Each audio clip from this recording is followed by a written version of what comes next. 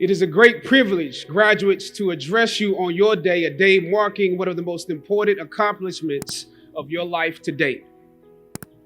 This is a magical place, a place where the dynamics of positive and negative seem to exist in extremes. I was on a roll when I entered the system of entertainment, theater, television, and film. In my first New York audition for a professional play, I landed the lead role. From that play, I got my first agent. From that agent, I got an on-screen audition. It was a soap opera. It wasn't Third Watch. It was a soap opera on a major network. I scored that role too. I felt like Mike Tyson when he first came on the scene, knocking out opponents in the first round. With this soap opera gig, I was already promised to make six figures, more money than I had ever seen. I was feeling myself. But once I got the first script, and with soap operas, you very often get the script the night before and you shoot the whole episode in one day with little to no time to prepare. Once I saw the role I was playing, I found myself conflicted. The role wasn't necessarily stereotypical. A young man in his formative years with a violent streak pulled into the allure of gang involvement. That's somebody's real story. Never judge the characters you play. That's what we were always taught. That's the first rule of acting. And any role play, honestly, can be empowering. But I was conflicted because this role seemed to be wrapped up in assumptions about us as Black folk. The writing failed to search for specificity. Plus, there was barely a glimpse of positivity or talent in the character, barely a glimpse of hope. I would have to make something out of nothing. I was conflicted. Howard had instilled in me a certain amount of pride, and for my taste, this role didn't live up to those standards. It was just my luck that after filming the first 2 episodes, execs of the show called me into their offices and told me how happy they were with my performance. They wanted me to be around for a long time. They said, if there was anything that I needed, just let them know. That was my opening. I decided to ask them some simple questions about the background of my character, questions that I felt were pertinent to the plot. Question number 1, where's my father?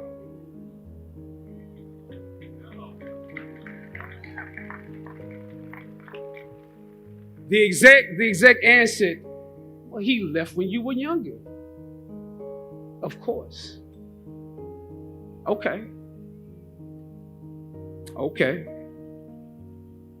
Question number 2. In this script, it alluded to my mother not being equipped to operate as a good parent. So why exactly would my little brother and I have to go into foster care? Matter of factly, he answered, well, of course, she's on heroin. That could be real, I guess. But I didn't want to assume that's what it was. If we're around here assuming that the Black characters in the show are criminals on drugs and deadbeat parents, then that would probably be stereotypical, wouldn't it? That word stereotypical lingered. One of the execs pulled out my resume and began studying it. The other exec wore a smile, trying to live up to what they had promised me only a few moments before. If there's anything you need, just let us know. She said, as you have seen, things move really fast around here. But we are more than happy to connect you with the writers if you have suggestions. Yeah, I said, that would be great. I said, because I'm just trying to do my homework on this. I didn't know if you guys had decided on all the facts, but maybe there's some things we could come up with, some talent or gift that we can build. Maybe he's really good at math or something. He has to be active. I'm doing my best not to play this character like a victim. So you went to Howard University, huh? The exec holding my resume interrupted, peeking over the pages. Yes, I said proudly. He slid my resume back in his desk and said, thank you for your concerns. We'll be watching you. I left the office. I shot the episode I had come in to shoot on that day. Probably the best one I did out of the three because I got what was bothering me off my chest. I was let go from that job on the next day. A phone call from my agent. They decided to go another way. The questions that I asked set the producers on guard and perhaps paved the way for a less stereotypical portrayal for the black actor that stepped into the role after me. As the scripture says, I planted the seed and Apollos watered it. But God kept growing. God kept it growing. Yet and still, when you invest in a seed, watching it grow without you, that is a bitter pill to swallow. A bitter pill. Anybody that's ever been fired knows what I'm talking about. Even if you really don't want the job, when they let you go, it's like any breakup. You act like you don't care. I didn't need that damn job anyway. I didn't need them. But when you have those moments alone, you start to wonder if there was a better way to handle it. And if you could have handled it better, maybe you could help your family. And then before you know it, you're broke. And you find yourself scraping together change just so you can ride the subway so that you can get the next job. And maybe if you could book something else, that would eclipse the feeling of doubt that's building. But it seems like you can't pay them to hire you now. My agents at the time told me it might be a while before I got a job acting on screen again. Well, that was fine because I never wanted to act in the first place. And I definitely didn't want to be caught dead going after a fake Hollywood pipe dream. I'm more of a writer-director anyway, so forget their stories. I can tell my own stories. But am I actually blackballed? We're hesitant about sending you out to some people right now because there is a stigma that you're difficult. As conflicted as I was before I lost the job, as adamant as I was about the need to speak truth to power, I found myself even more conflicted afterwards. I stand here today knowing that my Howard University education prepared me to play Jackie Robinson, James Brown, Thurgood Marshall, and T'Challa. But what do you do when the principles and standards that were instilled in you here at Howard close the doors in front of you? Sometimes you need to get knocked down before you can really figure out what your fight is and how you need to fight it.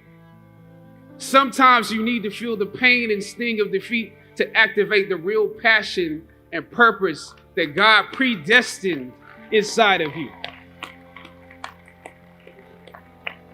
God says in Jeremiah, I know the plans I have for you. Plans to prosper you and not to harm you. Plans to give you hope and a future. Hear me well on this day. When you have reached the hilltop and you are deciding on next jobs, next steps, careers, further education, you would rather find purpose than a job or a career. Purpose crosses disciplines. Purpose is an essential element of you. It is the reason you are on the planet at this particular time in history. Your very existence is wrapped up in the things you are here to fulfill. Whatever you choose for a career path, remember the struggles along the way are only meant to shape you for your purpose. When I dare to challenge the system that would relegate us to victims and stereotypes with no clear historical backgrounds, no hopes or talents, when I questioned that method of portrayal, a different path opened up for me. The path to my destiny. When God has something for you, it doesn't matter who stands against it.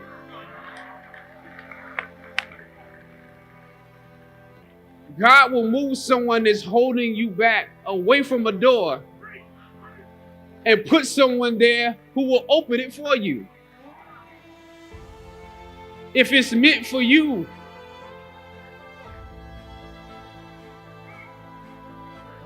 I don't know what your future is, but if you're willing to take the harder way, the more complicated one, the one with more failures at first than successes, the one that has ultimately proven to have more meaning, more victory, more glory, then you will not regret it. Now, this is your time.